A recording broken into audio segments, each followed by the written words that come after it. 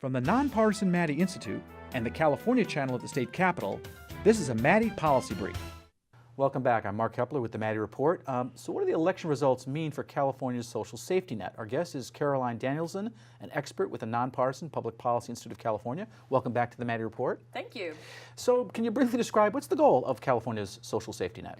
Well, as I think I'll say a few times in the next few minutes, the social safety net is actually pretty complex. So I would say that one underlying goal of the programs that make it up is to protect families when they're facing economic need. For example, if they lose a job or have hours cutbacks or perhaps face a life change like disability or divorce.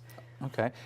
So I assume there's lots of programs then in California's social safety net. What kinds of programs exist out there, and how many people are being served by them? Sure. So there are quite a number of social safety net programs.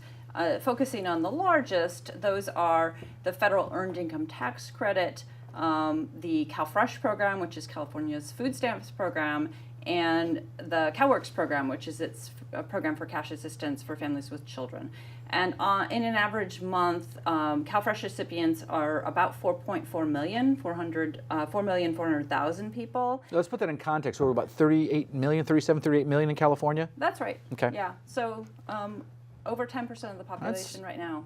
California has actually lagged participation compared to other states in the country, so it's not that we're over-enrolled. We're actually, relatively speaking, under-enrolled. So people are eligible, but they're not signing up for it. That's right, and so that's something the state and counties have been working on.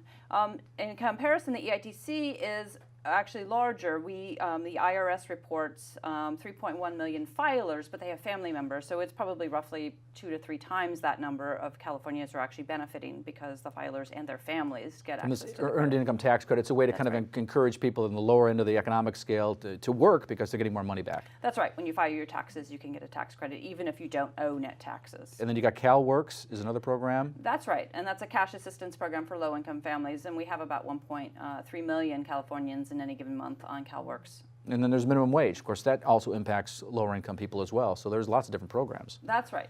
And there's even others, other new programs. You're talking about even more. It can be a little overwhelming. So it seems like these safety net programs come in different forms with different eligibility requirements, different funding requirements, different oversight. I mean, it's pretty complex. That's right, and there's historical reasons for that, and they tend to be partnerships between local, state, and federal governments.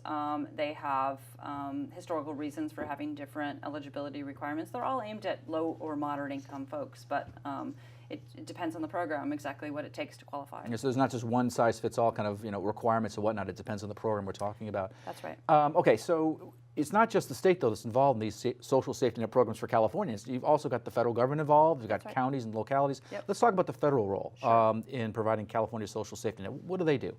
So the federal government ends up actually providing the bulk of the funding for these programs, either because it administers it itself, which is the case for the federal EITC, or because it provides grants to states to administer the program. Isn't that it's more the latter? Most of these programs, generally, the funds come from the federal government with some requirements, and the state kind of either administers it or the county might administer it? That's right. The state often pays a certain amount, but the federal government is paying more than the state. And the federal government brings rules and regulations along with that about how the funds can be used. So when you have a new administration and a new Congress, that could have a pretty big impact on California's social safety net. What's happening in Washington? It could. It could. Okay. So let's talk about the roles that the state and the counties play in the social safety net. What role do they play? So California is what's known as a county-administered state for the purposes of CalWORKs and CalFresh and some other programs. So that means that the state oversees the counties, and the 58 counties each determine eligibility and administer benefits. Okay, so there is some money, though, coming in from the state. I'm just wondering, is it going up, down, staying the same? What's been happening with the money coming to the social net programs? So during the Great Recession, we tended to cut back on the state contributions because we had a budget problem. In recent years, we've been gradually increasing, I think somewhat cautiously so as not to overreach in the budget. In this last year, we did have some modest increases in a couple of programs. And so in those programs, what I was reading in your report, pretty much targeted to children, the elderly, and the disabled. That's correct? Right. The increases have been in CalWORKs, in child care subsidies, and in the Supplemental Security Income Program. And do you consider preschool part of that? It can be. Preschool is its own complicated topic, but some preschool programs are administered through Department of Social Services or Department of Education, and they're meant to be also income support programs. You hear a lot of times from people, oh, wait a second, you don't need all these government programs. Local charities can take care of this. Nonprofits, true? I mean, what role do they play in California's social safety net?